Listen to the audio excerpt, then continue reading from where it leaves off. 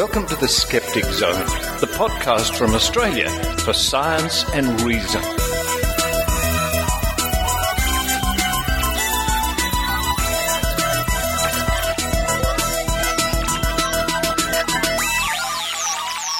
Yes, it's the Skeptic Zone, episode number 174 for the 18th of February 2012. Richard Saunders here with you from Sydney, Australia. On this week's show, we continue the story, the continuing saga of Andrea Rossi's ECAT machine, the cold fusion marvel, or is it?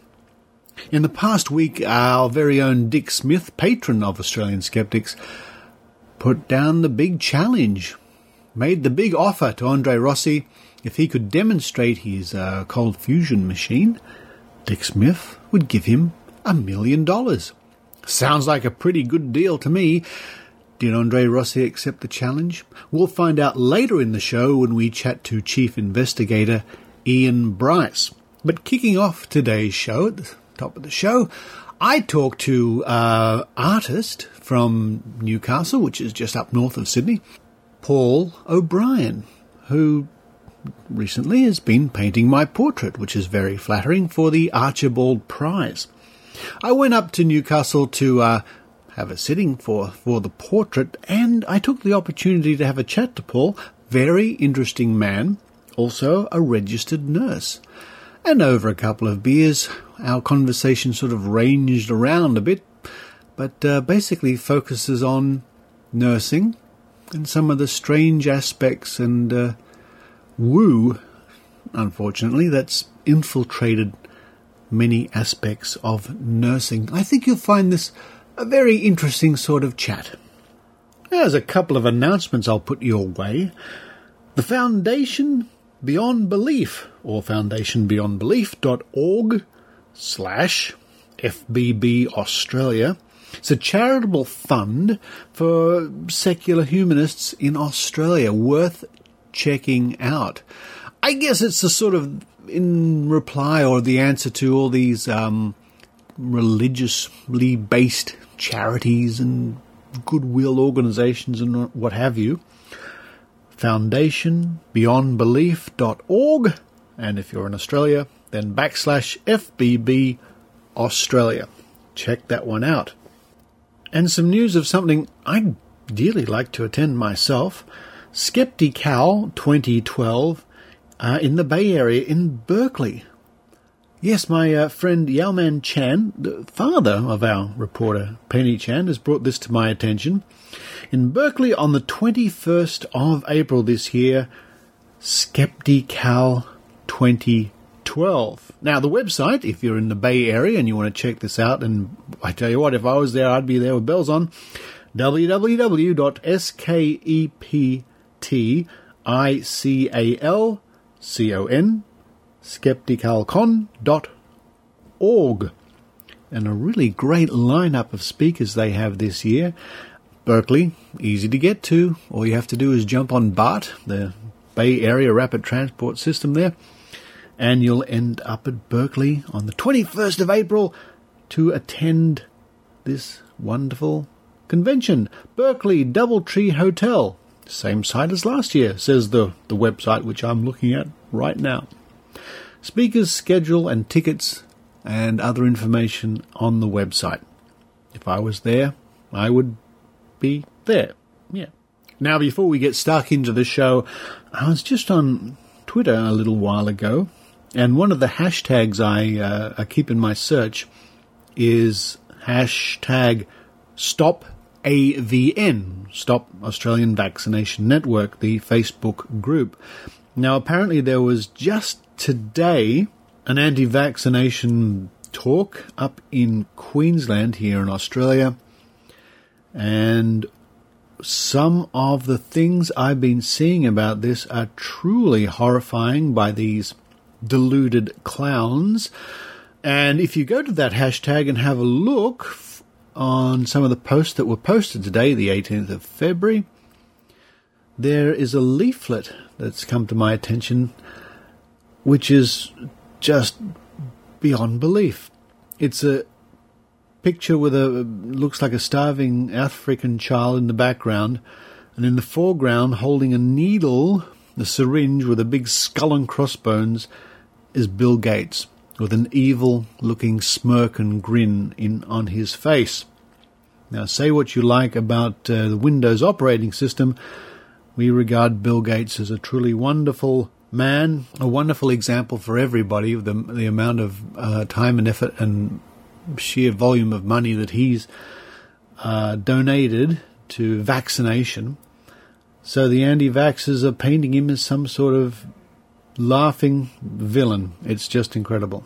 Anyway, have a look at hashtag StopAVN, and I recommend you follow that hashtag too.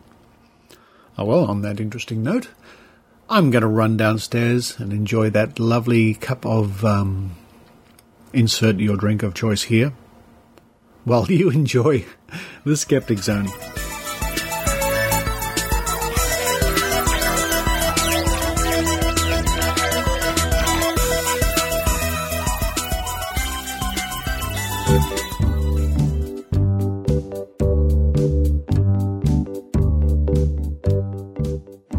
I'm in beautiful Newcastle. Yes, home of Maynard.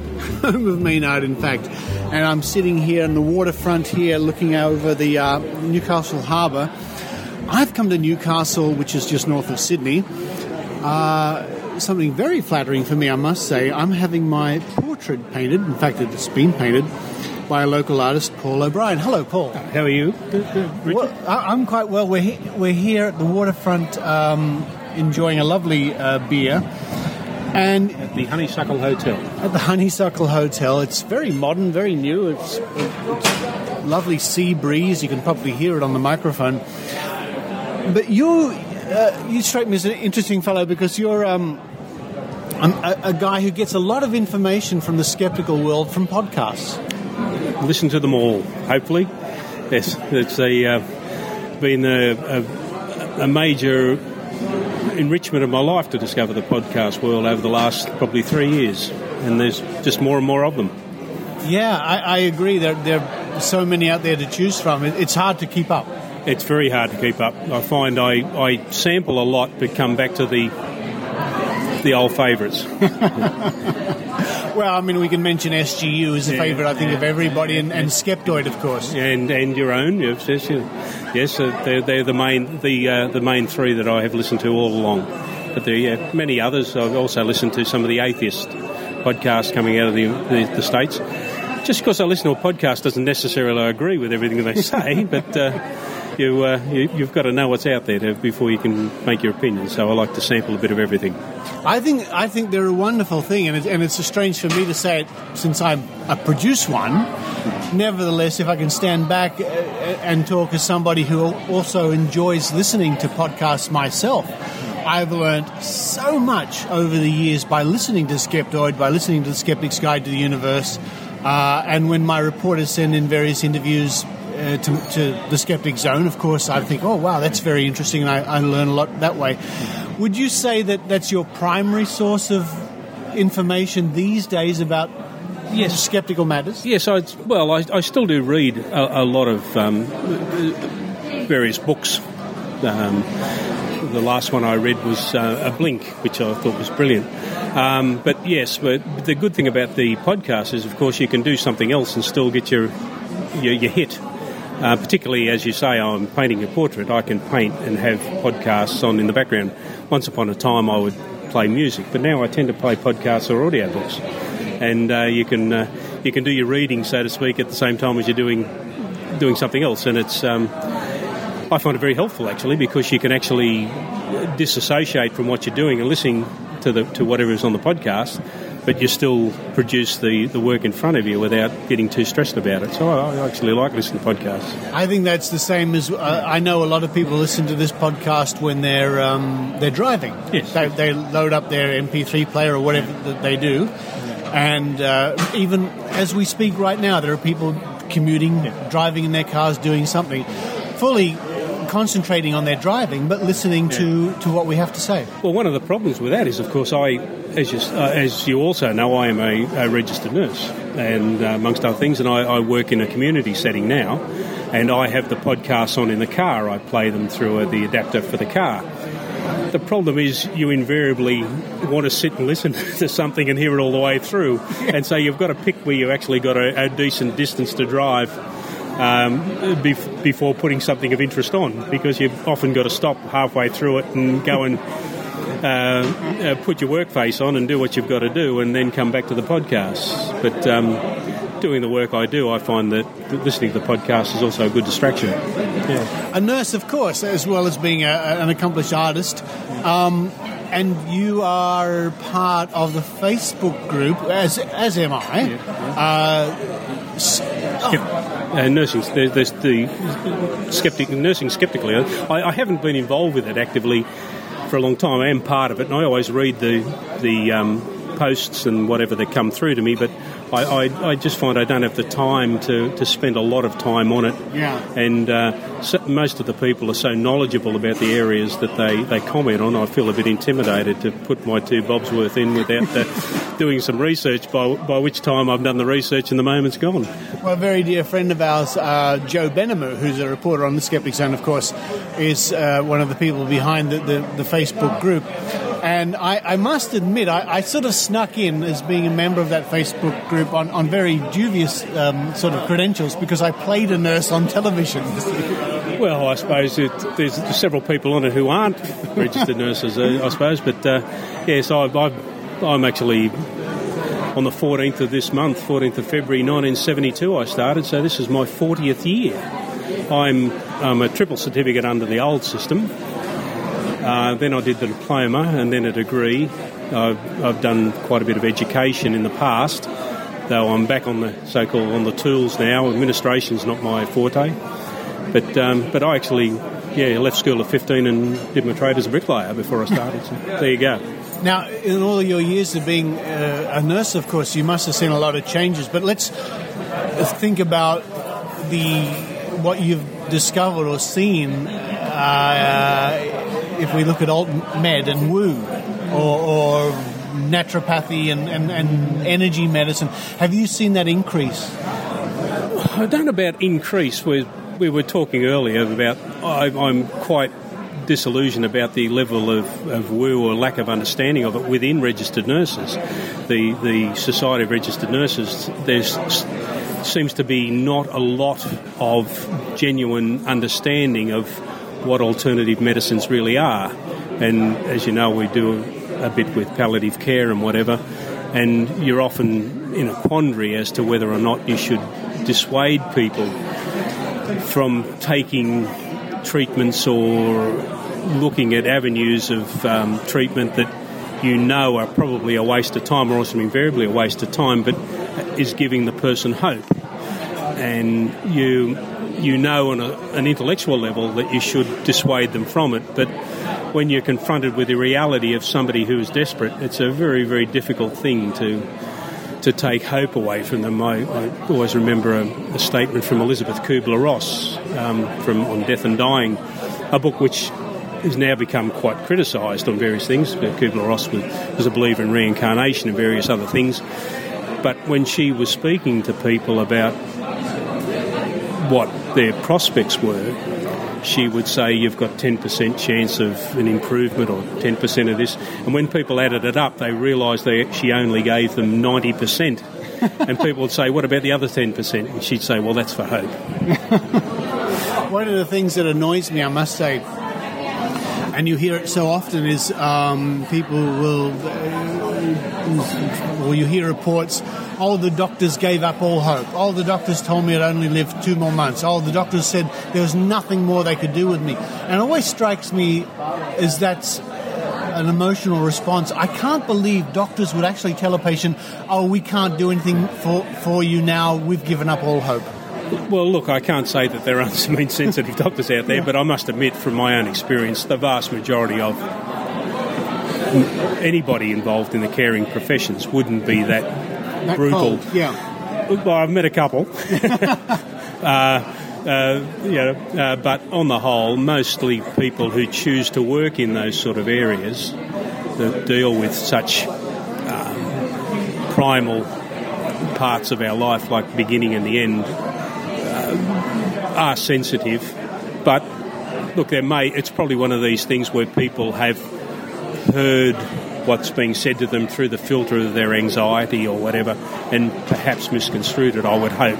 I certainly haven't come across many situations anyway where that sort of brutality would be used in the discussion about what invariably follows is, but I went to see XYZ magical healer and now I'm cured, or now I've got better hopes, or whatever the case may be. Yeah. They've usually also had quite substantial conservative medicine as well. Good point, which they don't. But you do also have spontaneous remissions. Yes. I have a very good friend who had quite advanced breast cancer, who, apart from a little bit of relaxation, exercises and conservative medicine, of course, did actually have a complete remission, and she's still in remission many years later. It happens. And what also happens, of course, is that modern, dare we say, Western medicine, though I hate the term, but let's just call it medicine, does, and again, I hesitate to use the word cure people.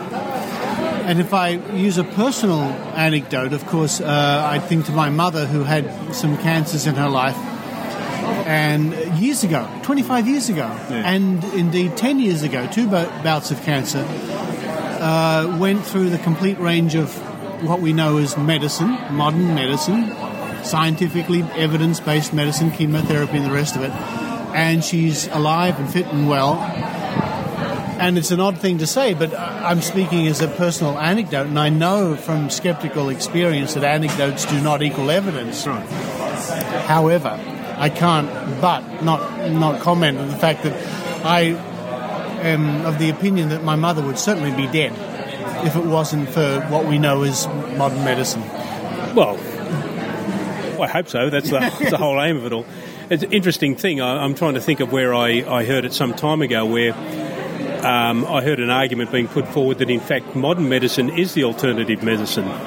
Modern medicine is the alternative medicine, because for thousands and thousands and thousands of years, all we had was the witch doctor and herbalism and whatever as what we would call alternative medicine. And it was only when certain intelligent individuals started looking for patterns and doing research, what we would call research, and refining the various treatments to come up with efficacious treatments as opposed to effective treatments. Like an effective treatment can be a placebo, can be effective, but it's not efficacious. An efficacious treatment you can give to somebody who's in a coma if they've got an infection, and you'll hopefully resolve the infection. An effective treatment will only work in a placebo effect if somebody's conscious and has expectations. Yeah. If it does work. Yeah. If all you're looking at is making somebody feel better, that doesn't necessarily mean a cure. So the interesting difference there is between an effective treatment and an efficacious treatment.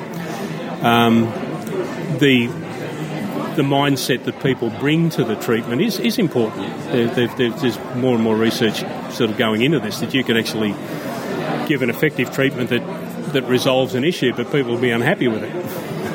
And yet they'll go to a herbalist and basically, what's his name from Apple? Steve Jobs. Steve Jobs, yes, he went off and had his treatments and was all in favour of them. Had he had proper treatment, he might well have resolved the cancer. It was quite treatable in the early stages, but I don't know that he ever criticised the so-called alt medicine that he had. You know, again, as that cognitive dissonance comes into it, and it's an interesting phenomenon and also part of medicine is the person's mental attitude to it, as well as what you actually achieve physically. I've been of the opinion that a positive outlook is very important to help you get through when you're dealing with an illness, to get, to make your days happier, to get you there. But even the brightest outlook you can have will not alter your cells and destroy the cancer. Well, look, I'm not an expert. They do say that anxiety and stress can affect your immune system, which can have an effect on them. But again, you come to the effective treatments as opposed to the efficacious treatments. Yes, I think you need a bit more than positive waves, as Catch-22 was it? Kelly's Heroes, make with the positive waves, Moriarty. But of course, yes. Not only that, you've got to look at the difference, say, with pain and suffering. You can have pain and reduce the suffering by your mental approach to things. The suffering aspect of it is very much to do with the way you approach a situation. And that really is the thing I think you're looking at, is making the best of becoming an existentialist, I suppose. I guess so. Is just putting the best face on it, no matter what. Dealing with it as best as you can, yes. And it's complex, and of course you're dealing with different personalities, bring different baggage to every situation. It's I suppose my experience of a lot of this too is very different, because I deal with people now. I have worked in hospitals for many years, but I work in a community setting. You're dealing with people at home, and you must respect that you're on their territory, they're in their space. And it's a very different way of actually experiencing medicine. Yeah. Right. Yeah. Of course, and many people don't realise this, of course. Absolutely. But you were saying something to me interesting just before, and it's something that I found to be sadly true, is a lot of nurses out there seem to be lacking a vital part of their education. A lot of nurses are into woo. And I don't like to use the word woo too much, but it's the case that they're into energy medicine or therapeutic touch. Or why do you think this is the case? Is it because they're dealing with people on such an emotional level? Well, I think there's a lot of people who deal with people on an emotional level in the medical fraternity, a lot of doctors and that too, and there's not as if there aren't doctors that are into that too. I suppose I'd be jumped on from a great height if I actually said that perhaps a lot of the women I work with are perhaps more open to... You are so diplomatic. That's right. To the possibility of alternatives working. And yes, a lot of them... And I think the education system... I was an educator many years ago, though I haven't done that for a long time. I don't know that the scientific method is pushed as much, or at least it wasn't when I trained. And so evidence-based medicine is trying to be brought in more and more, and we are trying to bring that into our practice more and more. But there's quite a lag time with people who haven't been trained in those areas of actually understanding what it actually is to use evidence-based medicine. And because the caring aspect of things of the job is more of a hands-on rather than theoretical nature, it leaves itself more open to people using a bit more magical thinking at times, I think. Geez, that's going to get me into trouble. That's going to get you into trouble. So... But it's true. I think that nurses do a wonderful job, of course. How could I say anything other than that? That they really do. There's no doubt about it. But it is sad to know that many nurses push what we consider to be nonsense. Look, I did do 3 years of a Bachelor of Science degree after I had qualified as a registered nurse. Though I didn't finish my Bachelor of Science, I went back and finished my degree off in nursing. And I noted a marked difference in the scientific rigour. Really? To be found in the two faculties. Yeah. Now, I can only talk about the faculties at the institution that I trained at the time I trained there. But I was at the University of Newcastle doing a Bachelor of Science degree, majoring in psychology. You could do it either as a science or an arts degree at the time.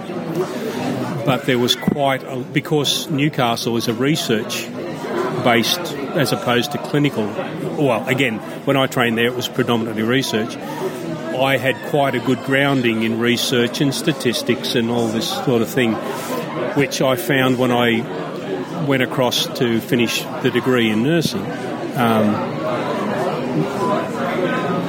Those areas weren't particularly strong areas that were being that was touched upon, but it was sort of something that was done as a peripheral aspect to the more hands-on aspects of the job. So I do bring a bit more of an insight.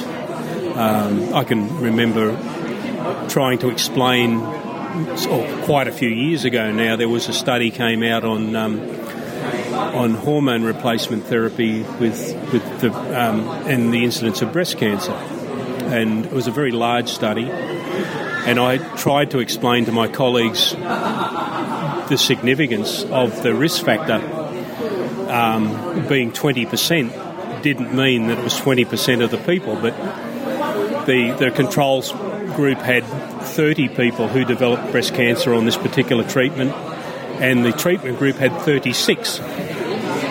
And even though there were several thousand people in the study, the difference between 30 and 36 was 6. 5 into 30 is 20%. It wasn't even significant.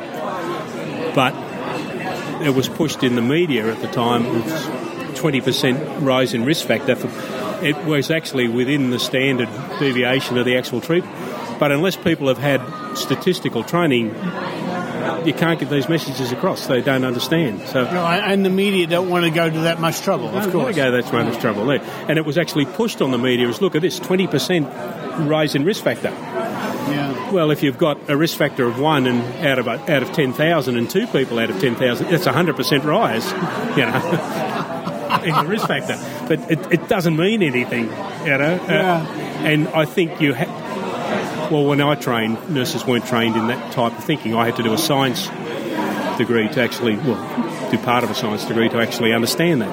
And can you hold that against people for not having that education? I think so. If you're going to work in an area, you should at least understand it. I guess you're right.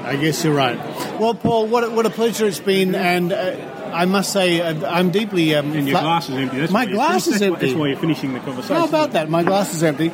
I must say how chuffed, flattered I am that you painted my portrait for the National Portrait Prize. The Archibald Prize. The Archibald Prize, and that's very exciting. And we have to do is win now. We have to do is win. You just put the finishing... That's why I'm here. You put the finishing touches today, and I sat for you for a while. To the dimple.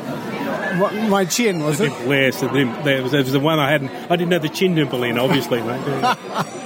It is eerie to sit and talk with you back at the studio, and out of the corner of my eye see myself. That was... I told you about my wife making me put the picture away because she felt she was being watched in the kitchen. So that's a compliment, I suppose. So if you're in Australia and you have the chance to vote in the Archibald Prize, give a thought to Paul O'Brien's portrait of Richard Saunders. Paul, thank you once again, and... great to come up to Newcastle and have a chat. Oh, good. Thank you for coming up. It's a beautiful day. It's the worst places to have a chat than sitting on the harbour and having a beer, isn't there? I agree. Yeah.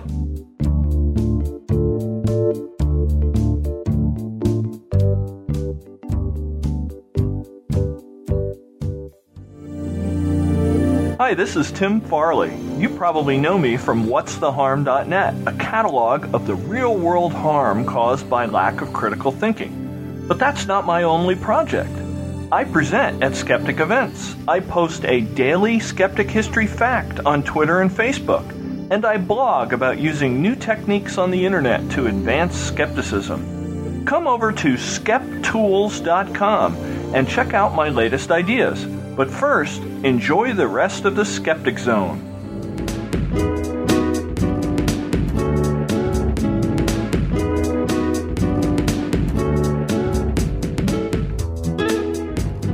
Well, folks, I've been called many things in my time here in Australian Skeptics and Skepticism.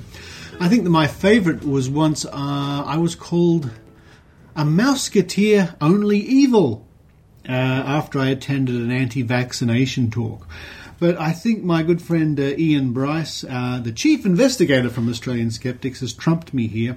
He's just been called by Andrea Rossi a puppet snake. Ian, you're a puppet snake. Yes, that's quite an honour. That is, and this is actually from Andrea Rossi himself, as printed or reported here on a website called eCatWorld, e-catworld.com, which seems to be a good source of information about the ongoing story. Yes, indeed. Perhaps we can start with a bit of background. This is our third podcast on this topic, so I'll just briefly run through the previous, the background. As most of you would know, Dick Smith was approached recently in December with an offer to invest $200,000 in a scheme which would save the planet by providing almost free energy and make Dick a zillionaire overnight, virtually. And Dick shot back an email saying, "Oh, that sounds great. I'll send my cheque as soon as you can find an independent scientist to verify that it's true." Very responsive. Apparently the request went out to many people and Dick was the only one who responded. And Dick was a bit surprised to get back a list of scientists apparently endorsing Mr. Rossi's ECAT. So Dick said he'd better get someone to investigate it then, so he approached Australian Skeptics. And we've had experience in investigating many different sorts of energy scams and claims and schemes. But this one was different in that it ended up being a list of 15 scientists or otherwise reliable observers who either witnessed the tests or who went through the reports in detail and gave some support to this device, which is claimed to run on cold fusion and produce heat output, which is much more than the electrical input.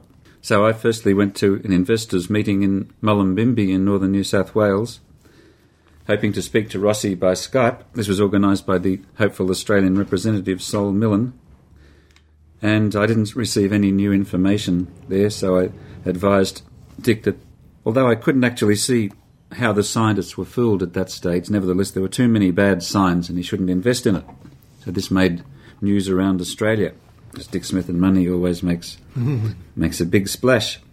So since then, we've obtained a lot of coverage overseas, but not so much in Australia with the ongoing investigation. And Dick upped the offer. He raised the ante. I think that's an appropriate term. He did. It's a very appropriate term. And not so long ago, only a couple of days ago, of course, he made an announcement. If it turned out to be real, Dick would love to be associated with it and would love to invest in it. Oh, wouldn't we all? Would all, yes. There'd be Nobel Prizes flowing for many people. In any case, Dick offered $1 million to Mr. Rossi to simply, not do anything fancy, but simply repeat a known and well-documented test of the ECAT. I picked the test of the 29th of March, which was observed by 2 Swedish scientists who said it appeared to be genuine. And, however, when I went through the results, I eventually found a flaw in the methodology that would account for the extra heat out. Yeah. More heat out. Basically, there was about 3,000 watts of heat coming out and about 300 watts of heat going in as registered by the electricity meters. And I thought that a simple way to fake this, if one was inclined, would be to run extra power through the earth lead, hotwire the earth lead in the 3-pin plug to the active, so it was now at 240 volts, and connect the other end to some extra resistors inside the ECAT. And that way you would have extra power flowing into the ECAT that wasn't registered by the meters, which were connected only to the active wire. So when I published that, I got some responses, lots of responses from around the world, and some from the scientists who witnessed the tests, and they basically said, yes, what you describe is possible. So that's enough, I think, to put this forward as a serious hypothesis. It's cast very serious doubts, absolutely. I think so. And that with some other fixes with misplaced temperature probes in the later tests. The Earthwire hypothesis applies to the first 7 of 9 documented tests on my count. So it's the most important one. But with some other misplaced thermometers, it's easy to see that all of the evidence for cold fusion, in my opinion, has other explanations. So that was 7 of 9, you said? That's right, yes. Interesting. All the ones from December 2010 up to April 2011 could be explained by the earth wire, and the later ones by misplaced thermocouples reading the wrong temperatures. So Dick put out his challenge for $1 million, which starts off, Dick Smith is my name. I'm writing to you from Sydney, Australia. Possibly the best information in relation to my background is on Wikipedia. Certainly got a big entry there. And this email is addressed to Andrea Rossi. And it describes $1 million for a successful repeat of ECAT demonstration, and gives the background to Mr. Rossi and also to the media, and says that he will lodge a bank cheque made out to Mr. Rossi in escrow if he desires, and when Mr. Rossi repeats this demonstration, and someone will be present to measure the current in all 3 wires this time, and if we observe the same heat coming out of the device, then Dick will hand over the cheque. And Mr. Rossi will be a millionaire and gain all that credibility. How simple can you get? And this is one of the things that amazes me again and again, and we can discuss this a little further, is that when people are offered what should be a walk in the park, like falling off a log, it's like... Now, a lot of people listen to the Skeptic Zone when they're driving in their car, and if we were to say to them, well, hop out of your car for a second, have a little rest, and we'll pay you $1 million if you can drive for 1 hour in your car. It's more or less the same, saying the same sort of thing. You've already done this, but we'll give you $1 million if you can do it again. So when people decline such a gobsmackingly easy request, one should be sceptical. And it certainly does some harm to the credibility of their claim. Indeed. So anyway, when this offer went out and my hypothesis about the earth wire went out, the response on the about 100 blogs following Mr. Rossi and his ECAT era, all the followers and believers in Mr. Rossi's ECAT came out of the woodwork. And boy, were they vicious. Absolutely. I have been trying to read as many as I can. Now, those on Twitter, here's a tip. If you want to follow this story in greater detail, just the hashtag on Twitter is #ECAT. That's the simplest thing. And there's a great... somebody's out there twittering with the handle ECAT News. And they always use #ECAT. And they post many items to do with this, both on from your point of view, the side of science and reason, dare we say, and also from the believers of Rossi. And yes, the vitriol, the name-calling, the... It's really does remind me of blind faith and belief in crystals or homeopathy or any religion. I think it's got so much in common to conspiracy theories. Or conspiracy theories. If you follow the 9/11 truthers, yeah, there's so many parallels. Let me read you some of the things they've said about me. Ian Bryce comes across as the equally ignorant counterpart to the blind believer, a zealous skeptic motivated to make an entertaining debunking story that doesn't bother to check fact and research because he has it all figured out anyway. He's biting off more than he can chew here. Well, we shall see. Yeah. I knew right then that this guy had done very little research on this. I didn't bother listening to the rest. The guy is obviously a boob. The next guy says, I like boobs very much. Please don't say bad things about boobs. Like saying that patho-skeptics are boobs. So I'm your patho-skeptic. I should say that our press release had a lot of technical detail in it, and it had links to about 10 supporting documents and analysis. So all I have to do is click on those. I'll download from the Skeptics site a spreadsheet describing the temperature history of a certain test and another list of all the 15 scientists and what their comments were, and another list of all the demonstrations that Rossi has done, all 9 of them, and the results they claimed. So it's all there. Yeah. And if they want a third layer of information, all they have to do is email me and I'll send them the original material. So I feel I've backed this up to some extent. I think you have, but don't forget that many of these people already sold on the idea that Rossi has invented some sort of magical thing, and so from their point of view, you're either nuts or part of the conspiracy against new emerging technologies, which, you know, as we all know, all the oil companies are out there ready to quash any new invention. Of course, that's right. One of them blamed me for being an atheist and candidate for president of the secular party, and so on.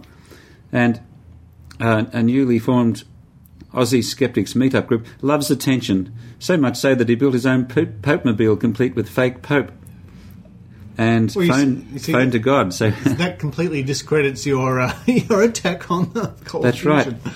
And but the incident screams that this Mr. Bryce meets the official DSM-4 analysis of a narcissistic personality disorder. Oh, I can vouch for that, Ian. I've always thought so. Yeah. How about a straight-up mud wrestle tag team featuring Smith, Bryce and his plastic Pope against Rossi, Focardi and Fellini? Fellini? What?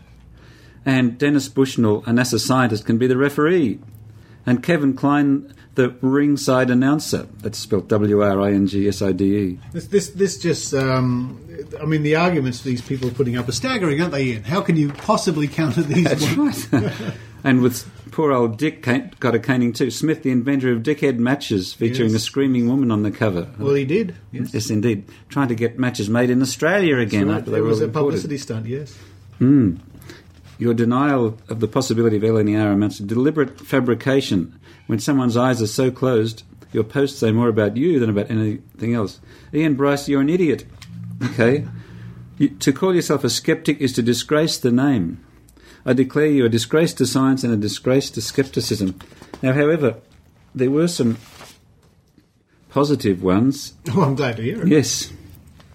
For example, Sean Taylor on ECAT News, who's been slowly come around to a sensible point of view, answers someone else who said that nothing but assumptions and false information. He says, what assumptions? What incomplete information?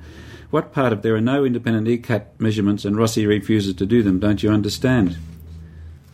What part of the Defcalion have refused to do proper flow calorimeter? Don't you understand? What part of Dick Smith, Ian Bryce and Australian Skeptics have gone on record to say Rossi has misled 15 scientists? Don't you understand? There is good reason for a skeptics society, and an electrical engineering department doctor in South Africa has even come out and told us how we should do measurements to avoid the earthwire problem, which is all very helpful. So people from around the world have come out. There have been so many responses due to the podcast that went out around the world, and got lots of information there. The next item is that Rossi's reply coming to Dick Rossi's Smith. reply to Dick Smith after Dick Smith put out the $1 million offer, which would be a walk in the park, one would think.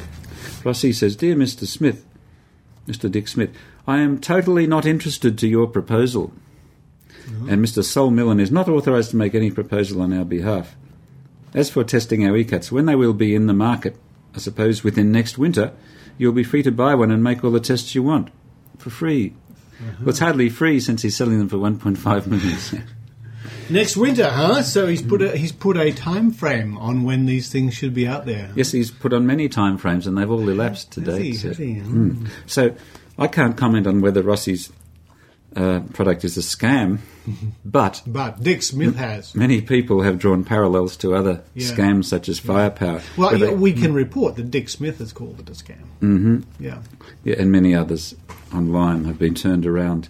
So, if so, they follow the pattern where they say they're not calling for any money and don't need any money, yet the evidence shows quite otherwise. We have an invoice from Rossi directed to Sol Millen, who's the man in Mullumbimby or Byron Bay, which is the hopeful Australian representative, whose business plan has just got a bit of a hole in it since we came along. Probably. Anyway, that's demanding €100,000 as the share in getting the Australasian distributorship for Rossi's ECAT. So he's secretly pressing everyone for money while denying it. Well, then $1 million US should be very tempting for him, one would think. One would think so. Rossi also replied on other different forums. I am receiving emails regarding the 1 million...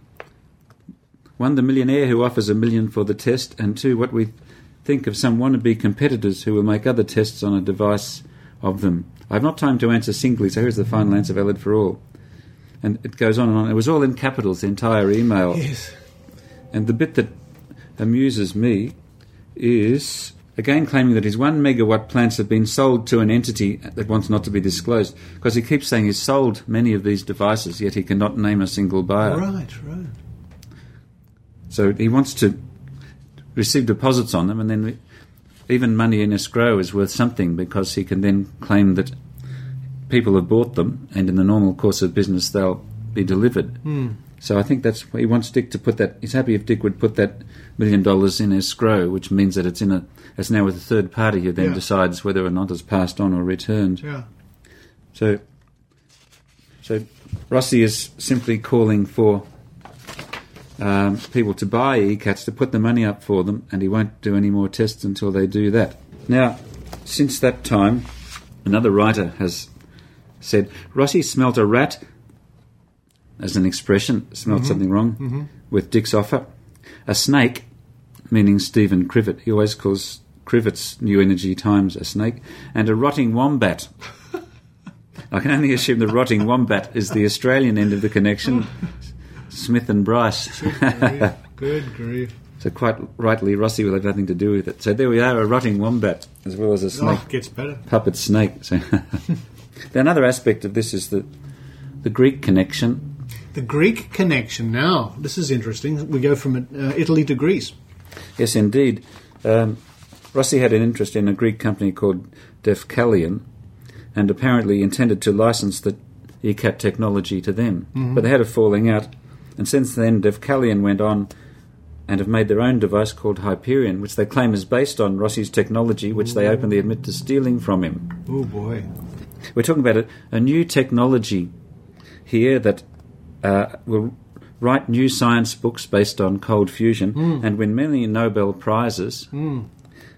And as we've said before, revolutionise our society. And two worthless companies are squabbling over who owns the technology. Can you imagine two Nobel Prizes fighting over who owned the structure of DNA or something like that? Well, maybe I can. I don't know.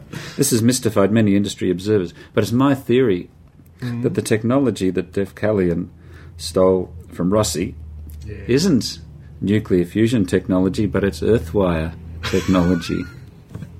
Because they both realise that it's worth $1 million anyway if you can sell devices based on it. And they're not about to pay Rossi any royalties for that, and Rossi's not about to come out and sue them because he'd have to reveal. He'd have to, yeah. So that's my theory, is that the squabble between Rossi's Leonardo and Defcalion is earthwire technology. And it all makes sense. Getting back to all the multitude of believers on there who've been insulting you and insulting Dick Smith, and listeners can go to the blogs and see for themselves. It's just incredible. It really does remind me of believers in crystals or magic or something like that. There's got to be a stage, there's got to come a time when time marches on, these engines aren't produced. They're not available. People can't buy them. Rossi won't deliver, etc., etc. One wonders when, for a lot of these people, the penny will finally drop, the believers.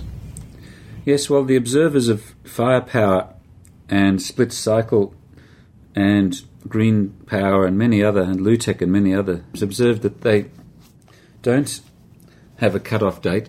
Governments are generally so totally inept at prosecuting anyone who does this. Bureaucracy marches on in a time frame of years, and all that really happens is that the publicity which the skeptics derived turns away enough people. Anyone who now bothers to do due diligence will walk away from Rossi, or else they will ask to see better information, to see a real test while measuring it more thoroughly.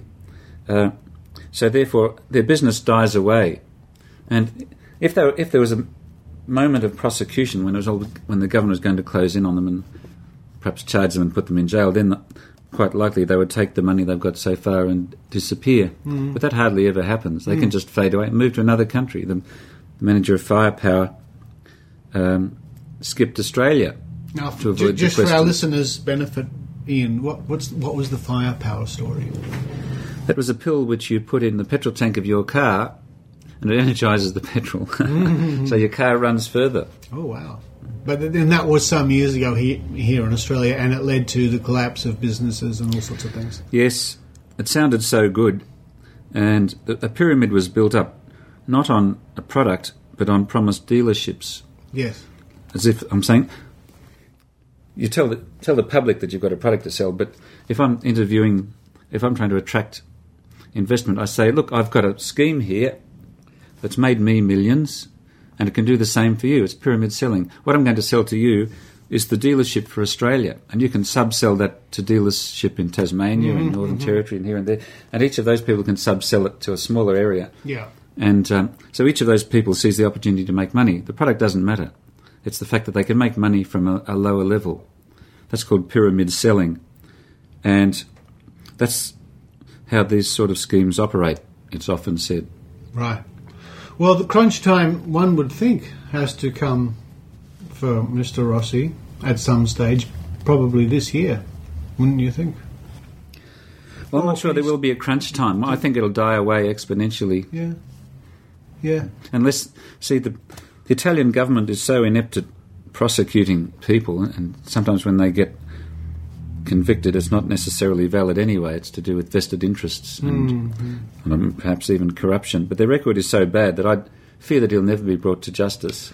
It's just that all we can do is make investors... Well, our purpose is to better inform potential investors so they can make wiser decisions. I think this is very, very good, and I think you've done a wonderful job in this. And as you say, anyone who is hearing about this and does their due diligence will come across what you've been doing, because it's all public, and Dick Smith's offer and so on. So from that point of view, I think you've done very well, even coming on the Skeptic Zone and alerting more people to this. Now, what you can do, listeners, to help Ian, and we keep harking back to these blogs.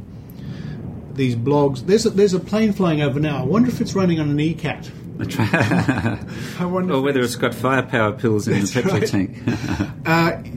Is visit some of these blogs and see the attacks on Ian, personal attacks on Ian and Dick Smith, who's a good man and patron of the Australian Skeptics, and chip in on the side of science and reason and point out that ad hominem attacks are worthless. You must attack the argument, not the character of the people involved. Even people who attack Rossi for his character, it's not valid. It's whether his device works or not. That would be a great help, because it would save you, Ian, going through the hundreds of blogs and posts and things. Absolutely. And if you find something that really needs me to answer, the chances are I won't have seen it, because there's just hundreds every day. So if you can send an email, I can even give you my email address, ianrbryce@gmail.com. ianrbryce@gmail.com. Let me know, and that way I can post a reply. Or if you know anyone who's been approached to invest money in ECAT, we'd like to hear about that too as part of our inquiry into the business side. This has already resulted in another Australian coming forward to say that he was approached by Sol to invest in it, and he's got his own story. I'm not authorised to tell you about that now, except to say that it follows a very similar line to that of Dick Smith, where he became suspicious, did some due diligence and declined to invest, but nevertheless the pattern was the same. So I suspect it's quite possible that there are people other than Sol in Australia who were vying to be representatives. Now, you can read more about this at the Australian Skeptics website, www.skeptics.com.au, including Dick Smith's offer of $1 million and Rossi's, what shall we say, rebuttal, or slap in the face, or saying, no, go away, or whatever he said, which surprises us to this very day. Ian, the story goes on. What a fascinating story. I'd like to make one closing remark. Yeah. Andrea Rossi, your goose is cooked. In his own engine.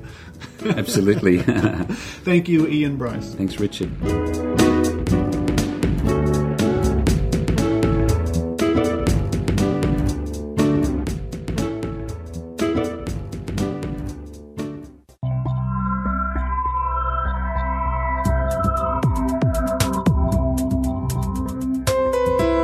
AstronomyCast takes a facts-based journey through the cosmos as it offers listeners weekly discussions on astronomical topics ranging from planets to cosmology.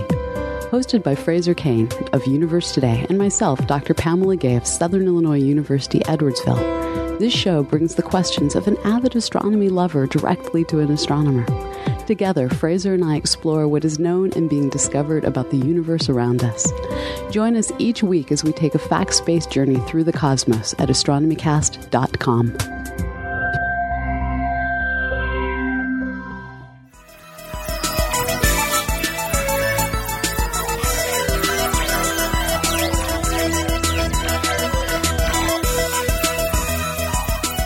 Thank you for listening to the Skeptic Zone.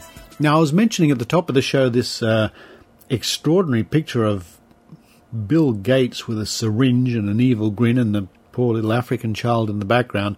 If you follow me on Twitter, and my Twitter handle is @Skeptic Zone, you would have seen that, or Dr. H.E., whose handle is @Dr. H.E. We've both retweeted that truly horrifying picture of Bill Gates. It's just extraordinary. But yes, I certainly recommend that you, if you're on Twitter, you follow that hashtag for news and information from the the Australian vaccination group about the evil goings-on of these horrible anti-vaxxers. Words fail me sometimes. I think we'll try to find out a little bit more about this story for next week's Skeptic Zone. Should be very interesting Skeptic Zones coming up over the next few weeks while I'm away visiting Singapore, then visiting the United Kingdom, Scotland and England as I make my way to QED Con. Wow, I'm really looking forward to that. Maybe I can find some interesting reports to file for the Skeptic Zone along the way. And we're still on the big countdown, of course, for TAM Las Vegas, where as many of us, the Skeptic Zone team as possible, will be there. And, of course, Maynard will be there to make a nuisance of himself and grab us lots of interviews. Well, thank you again for listening to the show. And for this week, this is Richard Saunders signing off from Sydney, Australia. You've been listening to the Skeptic Zone. Visit our website at www.skepticzone.tv for comments, contacts, and extra video reports.